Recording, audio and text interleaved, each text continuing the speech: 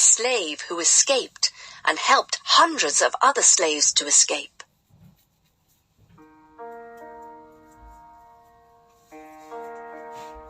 I escaped from slavery in the South of the USA. I then helped hundreds of other slaves to escape to the north of the USA and Canada. I also freed hundreds of slaves who wanted to fight in the Civil War. My parents were slaves for the Brodess family in Maryland, USA. I was the fifth of 9 children. At the age of 6, I started work as a nursemaid for another family. After that, I had to work in the woods and fields. Our owners did not think of us as people. For them, we were like animals or machines. If we did something wrong, they hit us or punished us in horrible ways. In 1831, at the age of 11, I started to do the same work as the adult slaves. Every day, we had to work for many hours in the fields. Around this time, I received an injury, which I never forgot. I refused to stop a slave who was escaping. The slave's owner threw a metal weight at the slave, but it hit me on the head. It hurt a lot, and this injury gave me headaches for the rest of my life. In 1849, I was brave and tried to escape. I was married by then, but my marriage was very unhappy, and I hated the thought of another year of slavery. 2 of my brothers agreed to come with me. We wanted to reach the north of the USA, where slavery was illegal. I could live there as a free woman. We made good progress towards the north, but then we heard some bad news. Our owner was offering $300 to anyone who caught us. My brothers became frightened, and we decided to return to Maryland. We were punished when we returned, but I still wanted to escape. A short time later, I escaped again. This time I went alone. I traveled at night, along quiet roads and paths. Some kind people helped me on the way. They gave me food and a place to sleep. Finally, I arrived in the city of Philadelphia in the north. The journey was long and difficult, but it felt wonderful to be free at last. In Philadelphia, I got a job and began to earn money. I missed my parents and my brothers and sisters. I was free, and I wanted my family to be free too. Maybe I could help them to escape. In 1850, I received some bad news.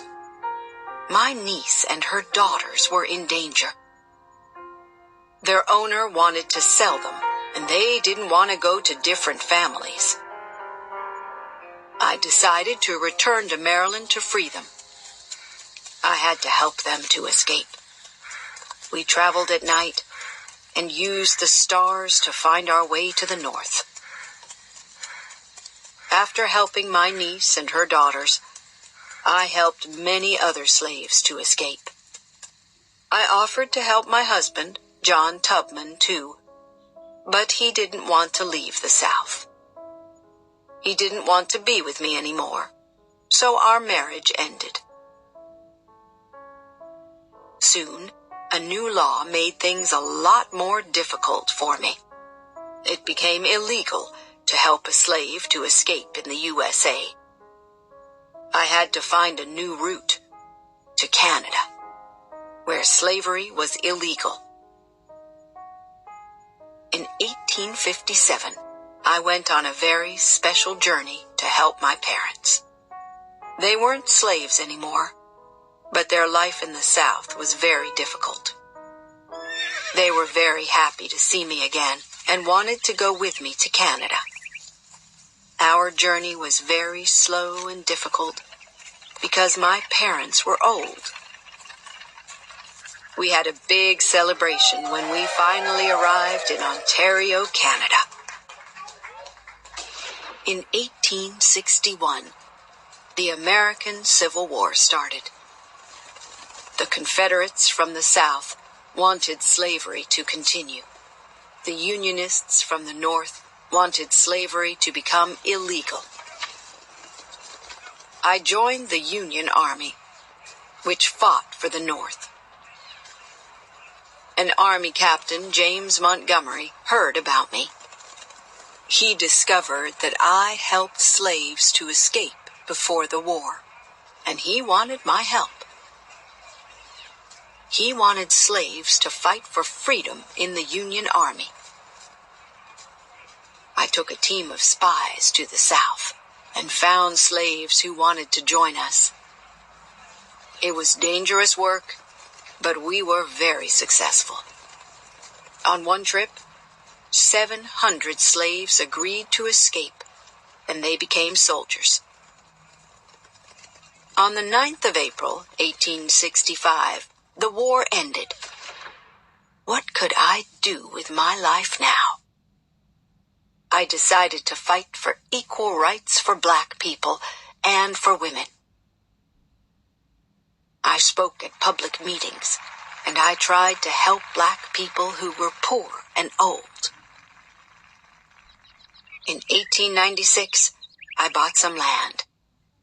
And in 1903, I gave the land to my church.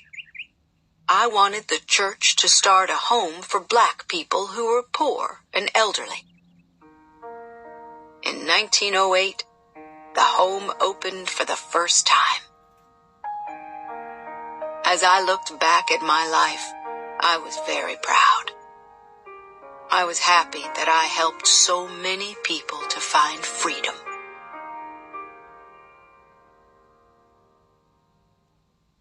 Emmeline Pankhurst, the woman who wanted women to be able to vote.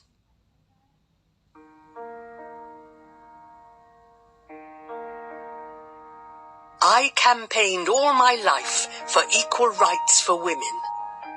I started a political group which fought for the vote for women in Britain.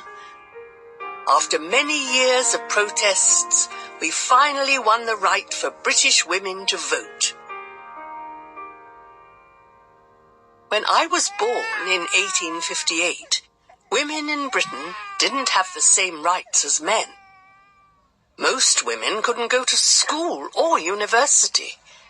They were only allowed to work in certain jobs, and they didn't have the right to vote.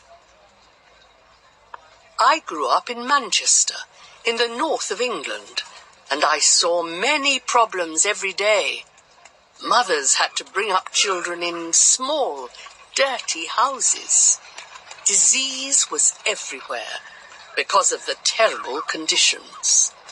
And most women only lived until they were around 50 years old. I knew from a young age that I wanted to improve women's lives. My parents believed in human rights. They believed that education was a right for women as well as men. In 1873, my parents sent me to school in Paris. They wanted me to get a wider view of the world. In Paris, I was disappointed to discover that women were still not equal with men after the French Revolution. Action was needed, and I returned to England to begin the fight. In Britain, the political situation was quite unusual. Our ruler was a woman, Queen Victoria. She was a powerful leader, but she wasn't interested in women's rights. Our politicians were all men, and they definitely weren't interested in political equality for women. In 1879, I was surprised to discover a man who was campaigning for women's rights. His name was Richard Pankhurst, and he was a lawyer. We shared many of the same beliefs and ideas. We got married and started a family. For almost 20 years, Richard and I fought for political rights for women. Then sadly, my dear husband died. My daughters and I were very sad, but we decided to continue our campaign. The two oldest daughters, Christabel and Sylvia, became activists. In 1903, we started the Women's Social and Political Union, WSPU. It was a group that fought for the right for women to vote. Christabel became one of our bravest leaders. Sylvia was an artist, and she designed our posters and signs. The WSPU organized many public meetings and protests. Sometimes the police arrested our members. Christabel was one of the first to go to prison.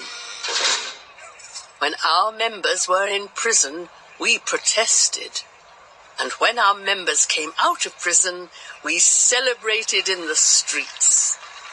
It was very important to get public attention. Unfortunately, the government didn't agree with our campaign. We had to take more powerful action. Some of our members began to break the law. They lit fires in buildings and broke windows. Our campaign was a war for these women. For me, it was always a fight for equal rights. Every time I was arrested, I told the judge, "We don't want to break laws, we want to make new laws." But the lawyers and politicians didn't want to listen. In 1910, Prime Minister Asquith, the government leader, stopped a new law that gave women the vote. We were shocked and angry. On Friday, the 18th of November, I led a group of women to meet the Prime Minister, but he refused to see us. We started to protest in the street, and 100 women were arrested. It was a terrible day. We called it Black Friday. In 1914, the First World War began, and we agreed to stop our campaign. Women were now needed as nurses in hospitals and to work in factories and on farms. In 1917, we started a new group with a new name, the Women's Party. In 1918, the First World War ended. The government realized that women were an important part of the victory in the war. At last, women were given the right to vote. But only women over 30 years old who owned a home could vote. Any man over 21 could vote. We still didn't have full equality. After the war, I went to live in the USA, Canada, and also Bermuda. In 1926, I returned to England. I wanted to become a politician, but my health wasn't good enough. In 1928, only 3 weeks before I died, a new law gave women the same right to vote as men. It took much longer than we hoped, but in the end, our campaign was successful, and at last, We won political equality for women. Maria Montessori, the doctor who discovered a new way to teach children.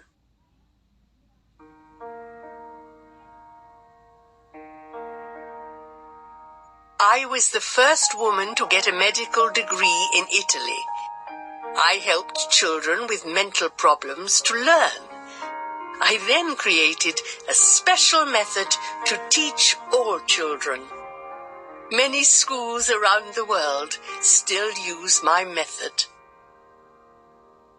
When I was a little girl, my mother always told me, "Be kind to others." Every day, she asked me to make clothes for poor people. We lived in Chiaravalle in Italy, and a lot of poor families lived near our home. Fortunately, my parents had enough money to send me to school. My father had traditional ideas about women. He wanted me to get married and stay at home. So he didn't want me to continue my education after primary school. But my mother was very different, and she encouraged me to study. In 1883, I started at secondary school, and after that, I went to a technical college. I did well in maths and physics, but later I became very interested in biology. I decided to become a doctor. It wasn't an easy decision to make. Only men studied for medical degrees at that time. Would a medical school accept me? In 1890, I began a course in science at the University of Rome. I did very well in this degree, and at last the university's medical school accepted me. Some of the teachers and students didn't want me to study there, but I worked hard, and in 1896, I was the first woman in Italy to become a doctor. The university had a special hospital for children with mental problems. I wanted to help the children to communicate and to learn. I wanted to improve their lives. But how could I do this? I began to study and give talks about this question. In 1898, I became a director of a school in Rome for children with mental problems. At that time, people called these children horrible things, such as crazy or idiots. But these children were just different, and they needed to learn in a different way. My teachers and I showed the children what to do. Slowly, we made progress with this practical method. We showed the children simple actions, such as how to eat or wash or play games. The children copied these actions, and then we repeated them again and again. In 1906, the government asked me to work in a different school for very young children from poor families. I changed the classrooms and took away the rows of desks. We used small tables and encouraged the children to play. We created educational toys that the children could touch and feel. They learned by playing. Traditional teachers didn't understand this method. For them, the most important thing was to teach. For us, the most important thing was to learn. We also wanted children to help each other and to learn from their own experiences. Soon people in other countries wanted to know about my teaching method. Montessori schools were opened in many countries. By 1913, there were more than 100 Montessori schools in the USA. Alexander Graham Bell, the inventor of the telephone, believed in my method and became the leader of the American Montessori Society. In 1915, I was invited to the USA and spoke at Carnegie Hall, a famous concert hall in New York. In San Francisco, I gave a course for teachers. We made a classroom with 21 students and a glass wall. Thousands of people came to watch our classes. In Europe, the First World War was destroying many lives. I decided to move to Barcelona in Spain, where things were more peaceful than in Italy. I lived there for many years and traveled to many other countries to teach people about my method. In 1929, an international organization was started, the International Montessori Association. The organization encouraged parents and teachers to use the Montessori method. In 1936, the Spanish Civil War started, and I decided to move to Amsterdam in the Netherlands. There were more than 200 Montessori schools in the Netherlands at that time. I continued to create new educational materials and give talks. I wanted people to use education for peace. In 1939, I was invited to India to give talks and train teachers. The Second World War started that year, and in 1940, the German army attacked the Netherlands. I couldn't go home to Amsterdam, so I stayed in India for several years and created courses for Indian teachers. For the rest of my life, I continued to train teachers and improve my method. I was given many honors for my work, such as the French Legion of Honor. I was also nominated 3 times for the Nobel Peace Prize because I believed in education for peace. I believed that education could improve people's lives. When I looked back at my long life, I was happy that my Montessori schools were able to do this. Helen Keller, the deaf and blind woman who became a famous teacher.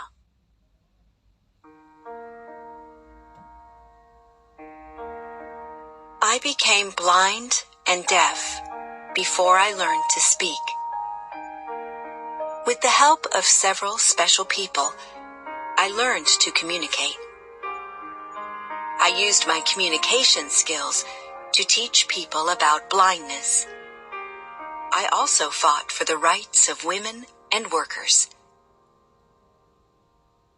I was born in 1880 in Alabama in the USA. When I was 19 months old, I became very sick with meningitis, a disease of the brain. I got better after the illness, but unfortunately I couldn't see or hear anymore. I found it very difficult to learn, and I became very angry. I was able to think, but I could not communicate my thoughts. It was a very difficult time for me and for my parents. My mother and father wanted to help me, but they didn't know what to do. Fortunately, I began to communicate with Martha Washington, who was 6 years old and the daughter of our cook. We created our own sign language when we played together. I enjoyed learning from Martha, but my mother realized that I needed professional help. In 1886, my mother learned about the work of Alexander Graham Bell, the inventor of the telephone. He was working on the problems of the deaf. Maybe he could help? Bell told my mother about Perkins School for Blind People, and the school sent a special teacher to our home. Her name was Anne Sullivan. At first, I was a very difficult student, but Anne Sullivan was very kind to me. One day, we were getting water from the well when Anne drew some signs on my hand. I realized that she was writing the word water. I was so excited. Within a few hours, I could read more than 30 different words. At last, I could communicate with other people, and they could communicate with me. Anne helped me to escape from my lonely world. When I was 8 years old, I went with Anne to the Perkins School for Blind People. At the school, I was excited to discover that there were other children like me.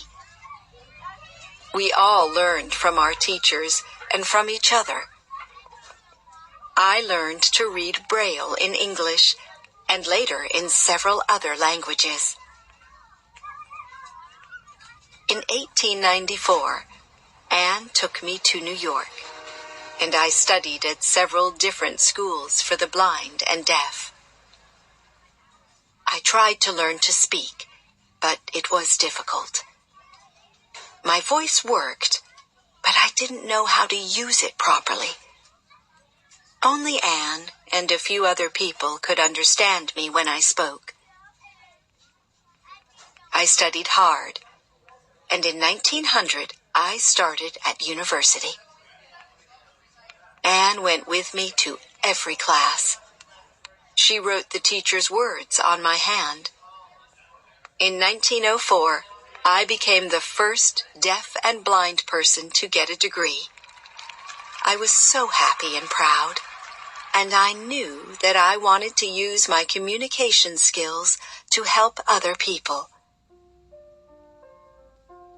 At first, I worked with organizations that fought for women's rights. Then, in 1912, I started to work with workers' organizations. I discovered that some types of work made people blind. I wanted people to know about this problem, so I wrote a book in Braille about it. In 1915, I started my own organization, Helen Keller International, which still teaches people about blindness. I wanted everyone to know that in many cases, blindness can be prevented. For many years, I traveled around the world and talked to groups of people about blindness. I communicated with Anne. She then spoke my words for me. Our talks became very popular, and sometimes we earned up to $2,000 a week. We gave the money to organizations that helped blind people. When Anne became ill, Polly Thompson became my guide. Unfortunately, in 1936, Anne died. She did so much for me, and I never forgot her. With the help of several special people, I wrote 12 books about my beliefs. I became famous because of the talks and the books. Important people wanted to meet me. I even met the King of England and the President of the USA. Polly Thompson helped me with my work until she became very ill in 1957. After that, Winnie Corbally became my guide and traveled with me to teach people about blindness. Our work was helped by a theater play, The Miracle Worker, about the life of Anne Sullivan. In 1962, it became a popular film. In 1964, I won an important award from the President of the USA for my work. The year after that, my name was added to the list of the most successful women in the USA, the Women's Hall of Fame. The names of my guides, Anne, Polly, and Winnie, should be in that list too. In 1968, at the end of my life, I remembered Anne, Polly, and Winnie. I felt proud of our work, which helped blind people around the world.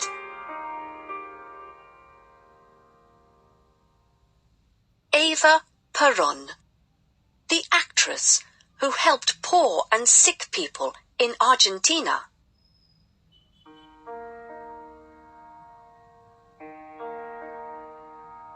I was a famous actress in Argentina.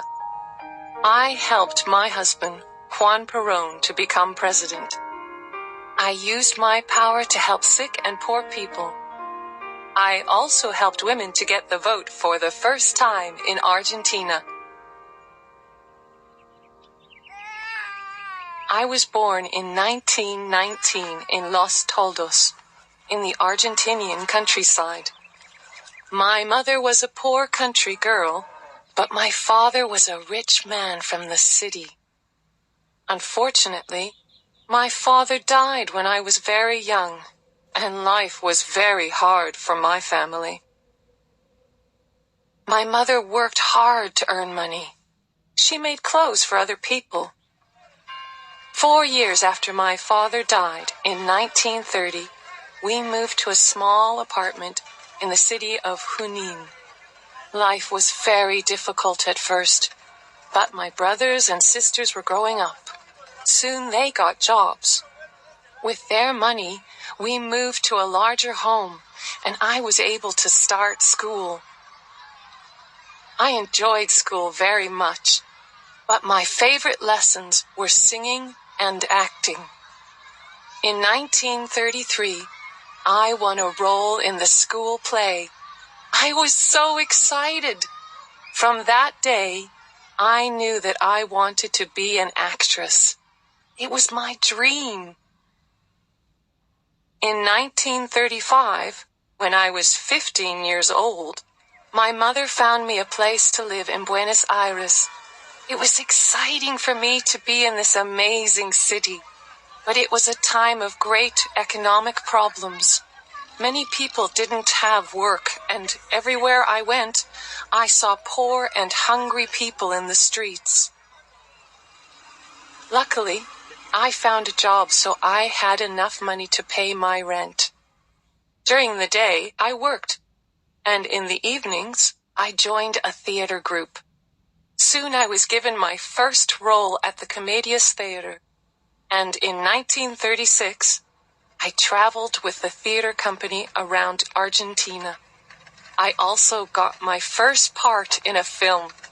I was only 17 years old, and I was already an actress. In 1937, I started working for Radio El Mundo on a popular radio show. Radio El Mundo was the biggest radio company in Argentina, and soon my name was well known. Then Radio Belgrano asked me to work for them on their show, Great Women of History. On the show, I played some famous roles. Queen Elizabeth I of England was one of them. I was no longer a poor girl from the countryside. Important people wanted to meet me, and by 1942, I had my own apartment in one of the best parts of the city. But then something happened that changed my life forever. In January 1944, an earthquake hit the town of San Juan. It was terrible because 10,000 people were killed and many more were hurt. Juan Perón was an important political leader. He organized a concert to help the people of San Juan, and I was invited to be in it. After the concert, I talked to Juan Perón and learned about his political ideas. From that day, I had a new dream. I wanted Juan Perón to become the president of Argentina. On the radio, I talked every day about Juan's work and his ideas. Unfortunately, Juan had powerful enemies, and they found him and put him in prison. On my radio show, I asked the people for help, and on the 15th of October, 1945, 300,000 people came to the Casa Rosada, the president's house, in Buenos Aires. I stood on a balcony of the house and spoke to the people from my heart. Soon everyone was shouting, "Free Juan Perón! Free Juan Perón!"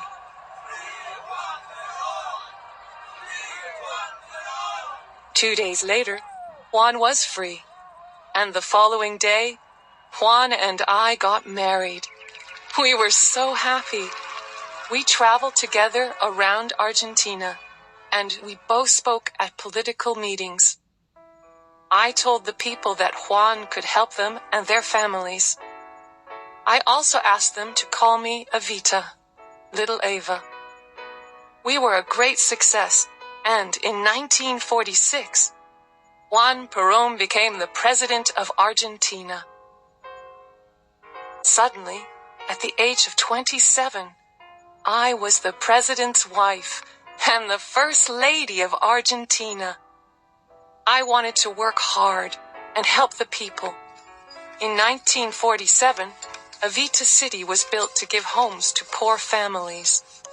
And in 1948, I started the Eva Perón Foundation, an organization to help poor and sick people. By 1950, the foundation had received over $200 million and had 14,000 workers. We also gave out thousands of shoes and cooking materials and built hospitals and schools. I worked day and night and met with thousands of sick and poor people. I wanted to give them hope. I also wanted women to have more political power. When Juan became president, women weren't able to vote. Juan and I fought to change this, and I also started a new political party for women. It was called the Female Peronist Party. By 1951, the party had more than 500,000 women members.